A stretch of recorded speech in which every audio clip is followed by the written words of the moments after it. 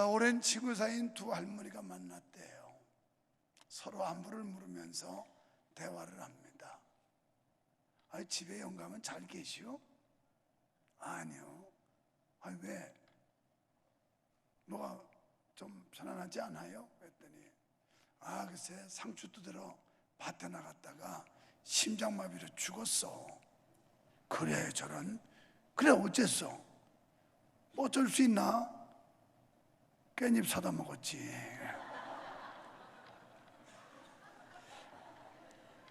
여러분, 지금까지 우리는 지혜의 가치와 효용성과 유익함에 대한 원칙론적 입장에서 교훈이 주어졌었다면, 오늘 본장에서는 실제적인 그리고 현실적인 말씀을 하고 있습니다. 성경을 보면 항상 비교적이고 대조적이에요. 선과 악, 믿는 자와 불신자, 그리고 옳은 일과 틀린 일, 하늘의 소망과 땅의 소망. 그래서 이런 비교와 대조를 가지고 말씀하는데, 오늘도 보면 의로운 사람은 어리석은 사람이고 또 악한 사람은 미련한 사람이다, 이런 말씀을 하고 있어요. 의인은 마음의 지혜로움과 손의 부지런함과 입술의 진실함이 있는 반면에, 악인은 어리석음과 손의 게으름과 입술에 사특함이 있다는 겁니다.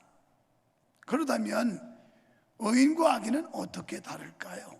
먼저 의인의 삶은, 본문에서 의인의 삶을 세 가지로 말씀하고 있는데요, 먼저 그 마음에 지혜가 있는 사람, 이 사람이 의인의 삶이라는 거예요.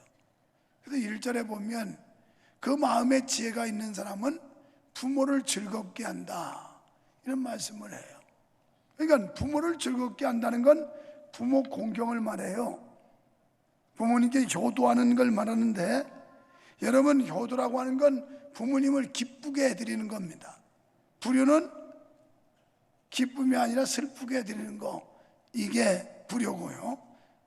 효도는 인간의 기본이면서 이 사회 도덕의 기초가 되는 겁니다.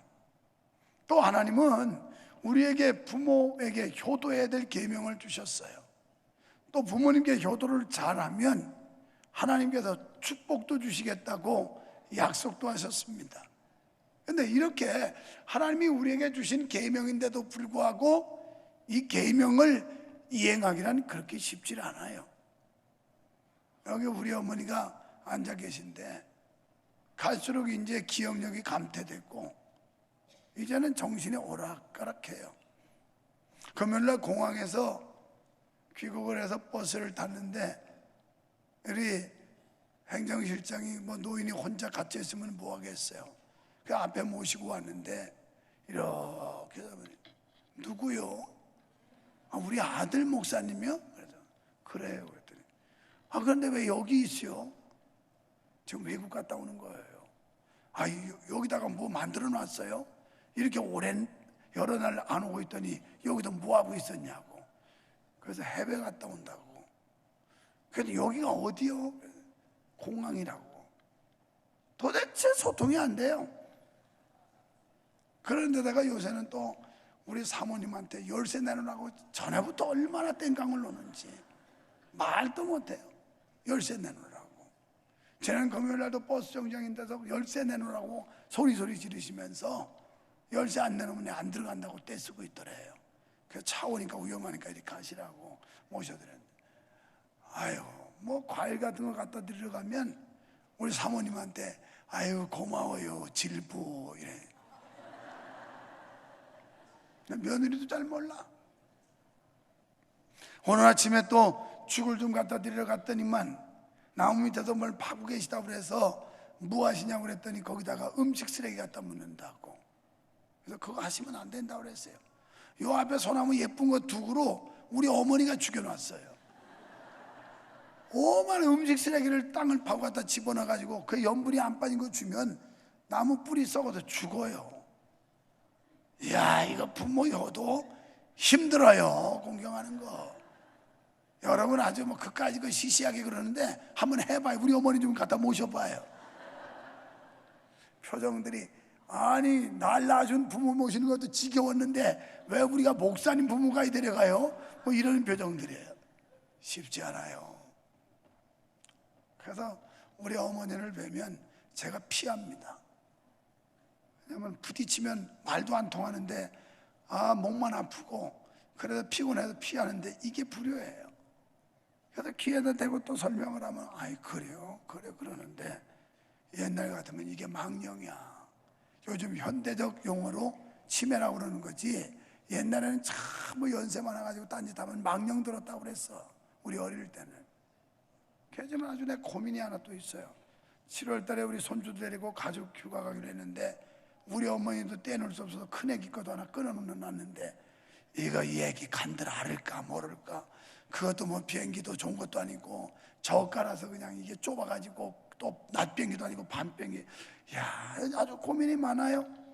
애들 셋에 큰애기 하나 4명을 데리고 간다는 게 보통 어려운 게 아니에요. 그래서 지금 아주 갈등을 하면서 비행기표를 캔슬할까 어쩔까 지금 생각해. 뭐 가봐도 모를 텐데 뭐. 그러다 그냥 얼마나 사실까 한 번 더 모시고 갔다 올까 해서 큰 용기를 좀 끊어놓았는데 그러나 그래도 마지막까지 부모 공경하는 거 이게 우리가 해야 될 일이고 그리스도인들은 마땅히 효도를 해야 되는 걸 믿으시기 바랍니다. 이렇게 부모 공경을 잘하는 사람들도 다른 사람도 잘 또 섬기게 돼요. 하나님께 대한 신앙의 자세를 가진 사람들, 이런 사람들이 지혜가 있는 사람들입니다.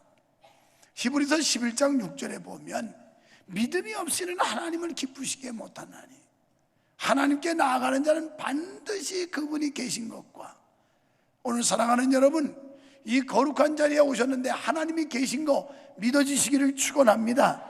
하나님이 계신 것과 또 그를 찾는 자들에게 상 주시는 이심을 믿어야 한다. 오늘 예배하는 여러분 하나님이 은혜 주실 줄 믿습니다. 교회 나오신 여러분 하나님이 축복하실 줄 믿습니다. 이걸 믿어야 된다는 거예요. 제가 어제 아침에 새벽에 일찍 일어나 제 아내하고 수양관에 달려갔어요. 소년소녀 합창단이 목사님 꼭 와주세요 하는데 갈 자신이 없어요. 너무 피곤해서. 그래서 못 가는 줄 알았었는데 제가 가서 내 한 사람 나타나서 위로가 되고 격려가 된다면 가야지. 그것도 둘이 둘러라 간 겁니다.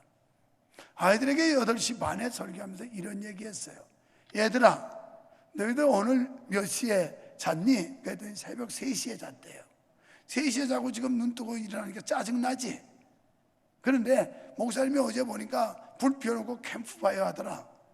그리고 김시현 집사님은 운전하고 내려가는데 그분은 방석 하나 가지고 와서 아무도 없는데 성전에 와서 혼자 기도하고 있더라. 놀랬지? 그랬어요. 목사님이 앉아서도 다 보고 있다.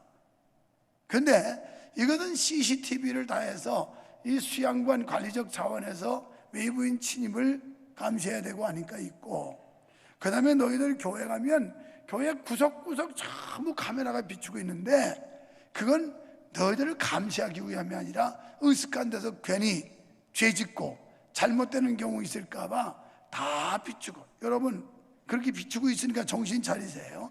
아무도 없는 줄 알고 뭐 뽀뽀하고 그러다가 대번 걸려요 여기. 그러면서 제가 아이들에게 이런 얘기를 했어요. 얘들아 하나님이 지으신 인간의 지혜도 이렇게 원격으로 멀리해서 너희들이 뭐하고 있는지를 다 알지 않니? 이게 사람이야.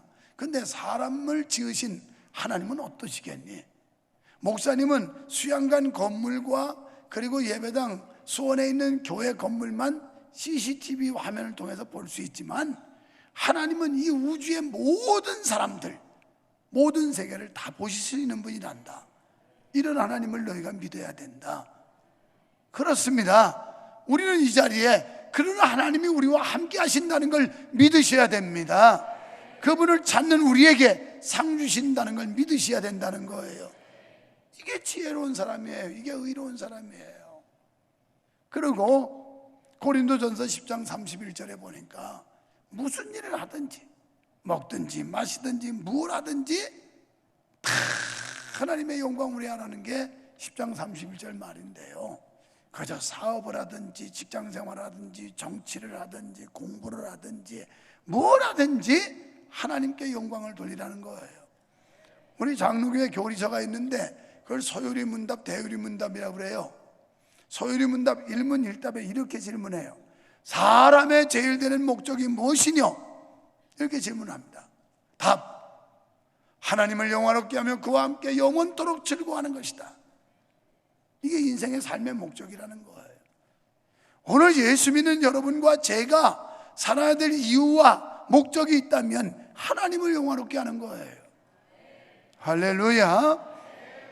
그리고 그분과 함께 영원토록 즐거워하는, 하나님이 내 마음속에 있으면 평안이 있고, 하나님이 나와 함께 하심을 믿으면 자유가 있고 안정이 있고 담대함이 있고, 그 하나님이 나와 함께 한다는 사실을 믿을 때, 그러지 않고 이 믿음이 전제되지 않으면 여러분 괜히 왔다 가는 거예요. 오늘 여러분 살아계신 하나님 꼭 믿으시기를 축원합니다. 그리고 그 하나님이 지금 여기에 우리를 보시고 있고 우리의 영광, 이 예배를 받으신다는 걸 믿어주시기를 축원합니다. 사랑하는 성도 여러분, 우리는 믿음으로만이 의롭게 되는 줄 믿으시기 바랍니다. 로마서 1장 17절에 보니까 믿음으로 믿음에 이르게 하나니 오직 의인은 믿음으로 말미암아 살리라. 오늘 의인과 악인이라고 그랬는데 이 의인이라는 것은 믿음으로 말미암아 산다는 거예요. 오로지 믿음 안에서 사는 사람, 이 사람이 지혜로운 사람이고 의로운 사람인 줄로 믿습니다. 의인 즉 지혜로운 사람은 그 다음에 부지런하다는 거예요. 게으르면 안 돼. 부지런해야 돼. 여러분, 인간은 육체를 지닌 존재이기 때문에 항상 물질의 영향력 아래 놓일 수밖에 없어요. 그래서 늘 자신의 육체를 건강하게 유익하게 하기 위해서는 경제적인 활동을 게을리해서는 안 됩니다. 그러니까 우리가 물질을 얻기 위해서 노력하는 일을 게을리하면 안 된다는 거예요. 여러분, 감리교에 창시한 요한 웨슬레는 뭐라고 그랬냐면 될 수 있는 대로 돈을 많이 벌어라. 그리고 될 수 있는 대로 돈을 많이 저축해라. 그리고 될 수 있는 대로 하나님 영광을 위해서 많이 써라. 이게 감리교 창시한 요한 웨슬레 물질관이에요. 여러분, 돈 많이 버시기를 축원합니다. 뭐니 해도 머니가 최고예요. 아유, 목사님, 우리는 물질을 초월해 살아야지. 그런 식으로 설교하면 어떻게 해요? 여기 돈 싫어하는 사람 있냐고. 요새는 애들도 다 돈 좋아하는데 그 조그만 것들도 1,000원짜리 좀 받지도 않아요. 최소한 10,000원 이상 줘야 받아요. 그래도 50,000원짜리를 다 알아. 우리 손자도 보면 10,000원짜리와 50,000원짜리를 구분해. 이거 아주 영리해요. 여러분, 그런데 우리가 돈을 얻기 위해서는 열심히 일해야 된다는 거예요. 기독교인들은 불로소득을 기대하면 안 됩니다. 하루아침에 뭐 일확천금이 되고, 그래도 뭐 하루아침에 금덩어리가 뚝 떨어지고 막 이래는 거, 도깨비 같은 신앙, 이게 아니라 성경은 열심히 땀 흘려 일하라는 거예요. 게으르지 말라는 겁니다. 그래서 많은 물질을 얻어야 되고 물질을 저축해야 되고 물질을 하나님 영광 위해 쓰시기를 바랍니다.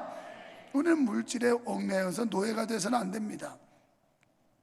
이런 의미에서 저자 솔로몬은 2절에서 불의한 재물에 대해서 엄히 경고하고 있어요.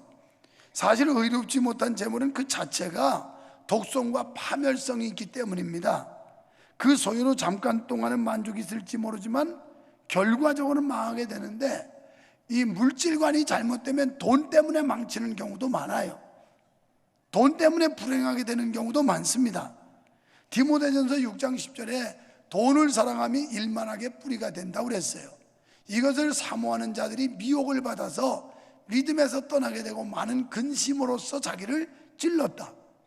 그러니까 돈이 필요한데 절대적으로 우리가 이 땅에 살면서 없어서는 안 될 건데, 그러나 돈을 사랑하다가 결국 일만하게 뿌리가 되게 되고 자기를 근심하게 만든다는 거예요.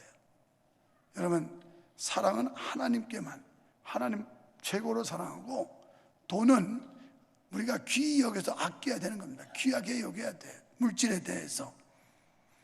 이 말씀은 돈 자체가 나쁘다는 게 아니에요. 돈 자체는 좋은데, 그러나 그 돈에 노예가 되거나 매이면 안 된다는 거예요.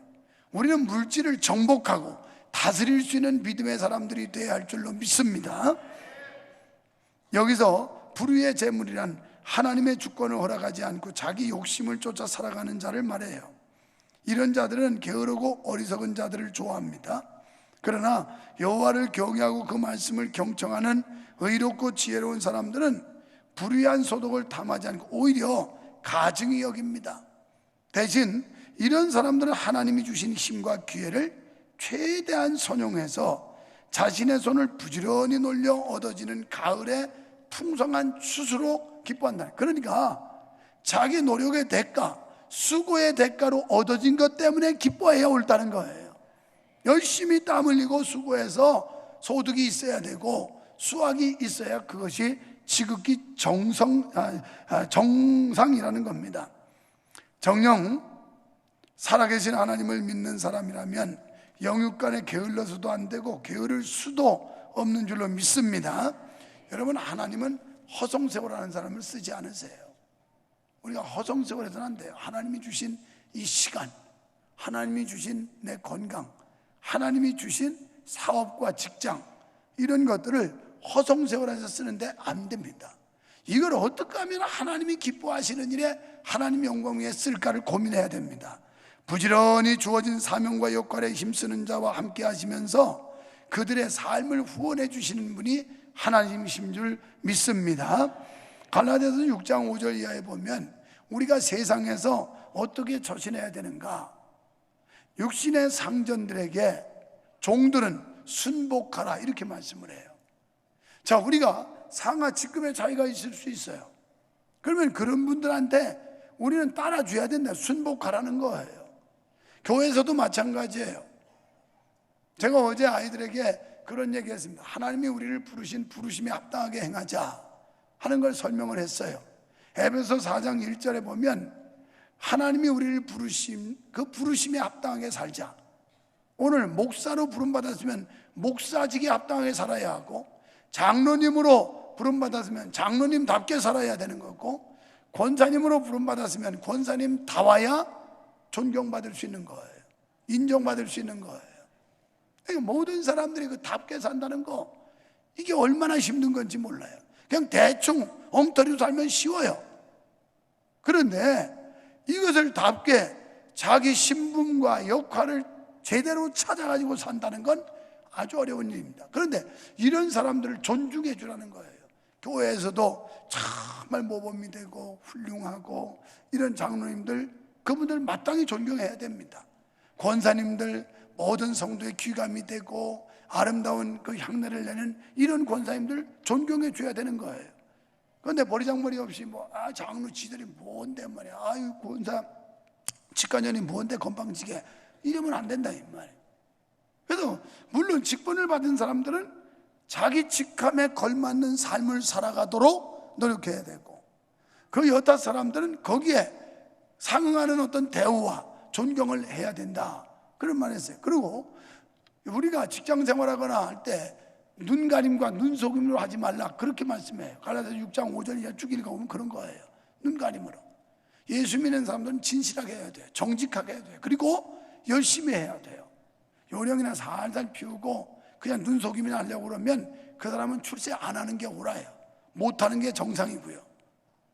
과거 우리 믿음의 선조들은 그냥 기독교인이라면 보증수표였어요.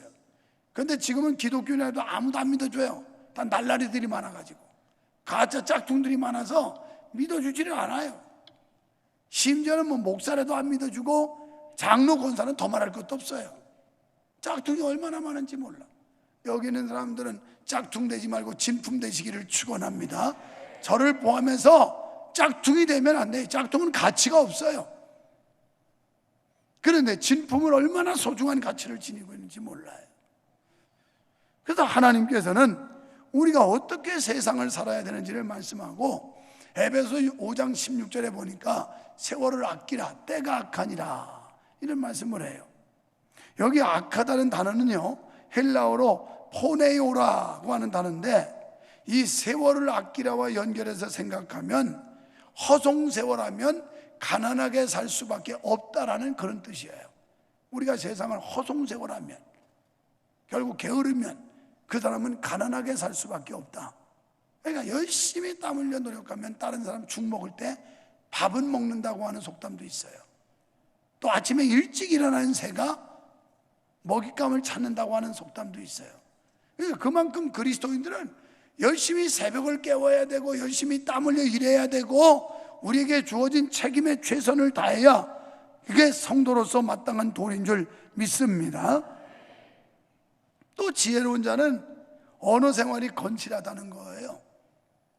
여러분, 언어는 단지 입술의 소리일 뿐 아니라 마음의 표현이기도 합니다. 다시 말하면 언어라고 하는 건 한 개인의 사상과 가치관을 말해주는 거예요. 그 사람이 말하는 걸 통해서 이 사람이 어떤 사상인가, 어떤 가치관을 가지고 있나를 판단할 수가 있는 겁니다. 2주 전에 제가 동경에 있을 때 SNS를 뜨겁게 달구던 한 사건이 있어요. 집권당의 대표라고 하는 이가 여기 수원 와가지고 자당 후보를 지원한다고 그러면서 김정은 대통령 이렇게 호칭을 했어요. 그래서 얼른 그걸 취소하고 아이고 이것도 꼬리 잡힌다고.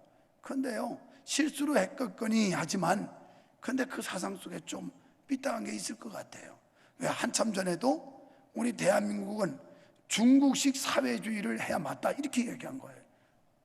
그러니까 그 사상이 그게 있는데 뭐 의원 중에 툭 튀어나오지 않았겠어요? 물론 자기는 수습하느라고 실수를 했다고 그랬지만 이렇게 사상이라는 건 중요한 거예요.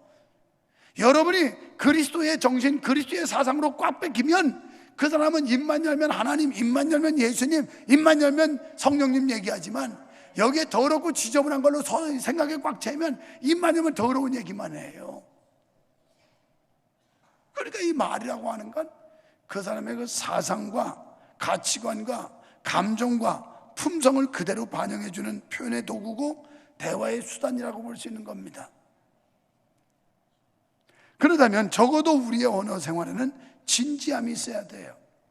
절제와 차분한 감정 정리와 부단한 인격 훈련을 통해 자기 의지와 감정과 생각을 상대방에 적절히 표현할 수 있어야 합니다. 이게요, 하나님이 주시는 지혜로움이에요. 여러분이 이 지혜를 받아서 상대방의 자기의 그 언어를 통해서 적절히 표현하고 그 언어의 동의를 끌어낼 수 있는 사람은 비즈니스를 해도 잘 돼요. 이 사람은. 왜? 상대방에게 동의를 끌어내는 그런 감화와 감동을 주는 언어 구사가 되기 때문에 이게 사업도 잘 될 수 있고 직장에서도 잘 될 줄 믿습니다. 우리는 함부로 말하거나 자기중심적 언어를 삼가해야 합니다. 시적절한 말을 해서 상대방의 동의를 얻어내고 자신도 함께 유익할 수 있어야 합니다. 진실은 우리에게 있어 언어 표현의 수단인 혀만큼 제어하기 어려운 지체도 없어요. 이 혀가 얼마나 쉽게 나발나발하는지. 그런데 이거 절제하니까 여간 힘들지 않아요. 그걸 실수를 제일 많이 하고. 며칠 전 새벽에 어떤 당 정치 지망생들 정치하는 분들이 막 잔뜩 왔었어요. 그래서 내가 우스갯소리로 그쪽이나 나나 입만 가지고 사는 사람들 아니냐고. 우리 다 입만 가지고 입만 살아가지고 얘기하고 있는데, 근데 이 말 잘하는 거 굉장히 중요한 거예요. 그래서 우리는 그리스도인으로서 아름다운 말을 해야 될 줄 믿습니다. 그래서 야고보 사도는 야고보 3장 2절로 6절에서 언어 생활에 실수가 없으면 그 사람은 온전한 사람이라 그랬어요.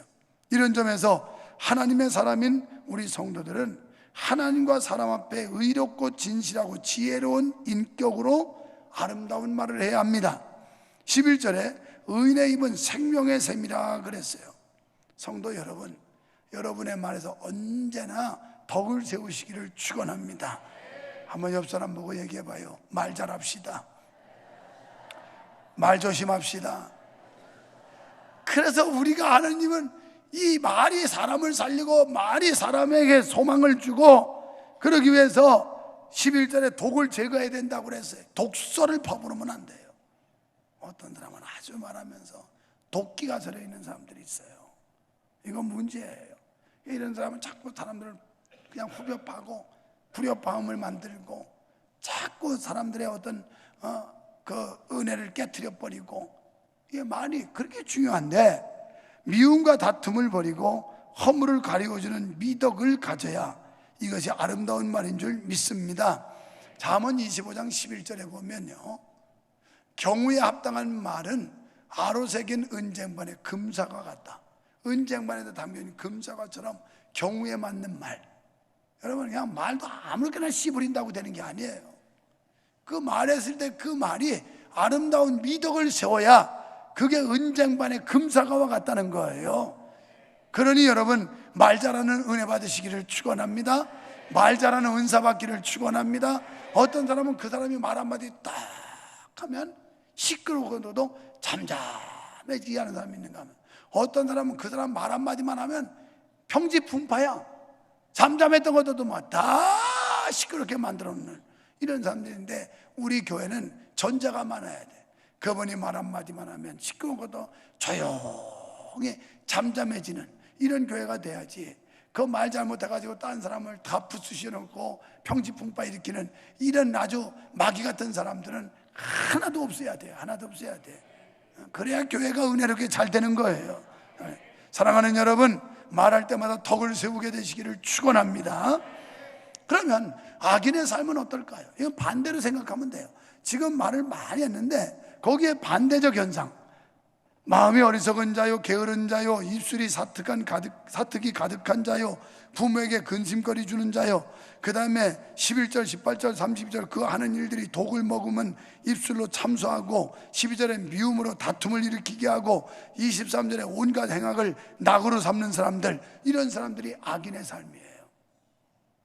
결과가 어떻게 될까요? 의인의 입술은 여러 사람을 교육한다는 겁니다. 말로 덕을 세우고 많은 사람에게 존경과 높임을 받게 됩니다. 사람들에게 인기 있는 사람이 돼요. 그러니까 이 미덕을 세우는 아름다운 말을 하는 사람들은 사람들에게 인기가 좋아져요. 인기 좋아지면 진급도 하겠죠. 인기 좋아지면 사업도 잘 되겠죠. 인기 좋아지면 교회에서 인정받고 사랑도 받겠죠.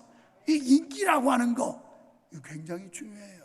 연예인들은 인기 떨어지면 약 먹고 죽잖아요. 그걸 감당을 못 해가지고 자기에 대한 그 인기가 떨어지는 거예요. 그래도 인기를 지키려고. 저도 그래서 이 인기, 아직 떨어질 줄 모르는 인기 때문에 이거 지키려고 아주 고생합니다. 그냥 애들 어른할 거 없이 얼마나 나를 좋아하는지.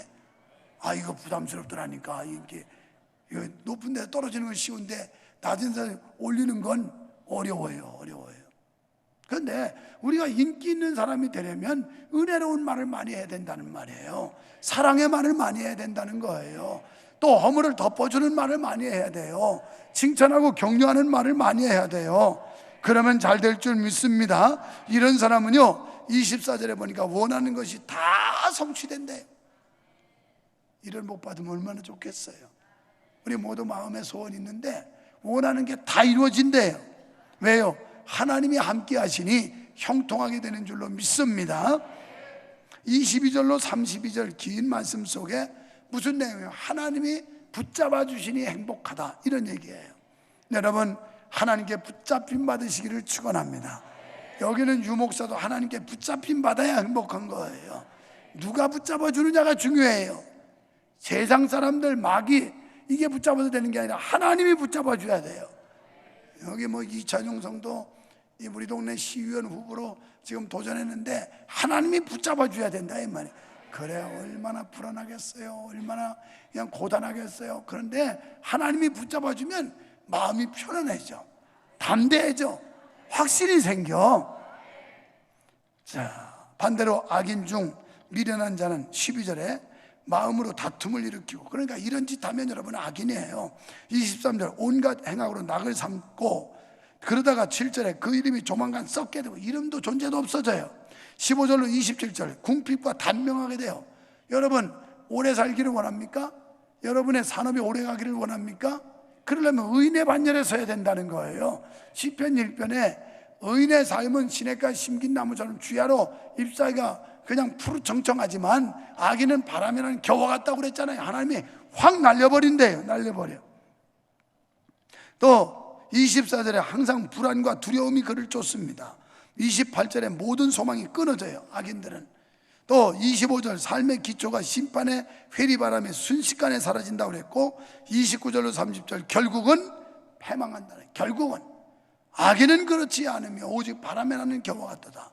악인들이 의인의 회중에 들지 못하니 결국 악인은 천국 가지 못하고 지옥 간다는 거예요. 오늘 우리가 믿는 목적이 뭐예요? 천국 가기 위함 아니에요? 영생을 얻기 위함 아니겠어요?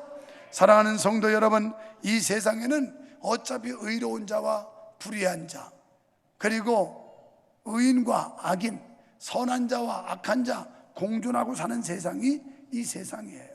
여기서 우리는 항상 의의 편에 서야 되고, 옳은 일에 서야 되고, 선한 일에 서야 되고, 그래서 축복받는 삶이 되시기를 축원합니다.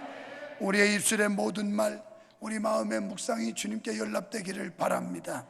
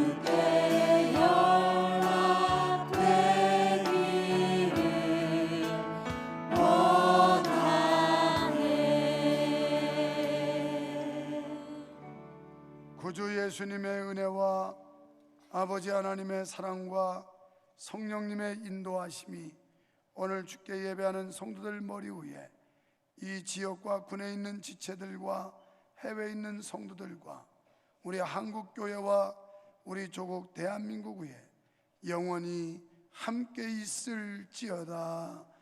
아멘.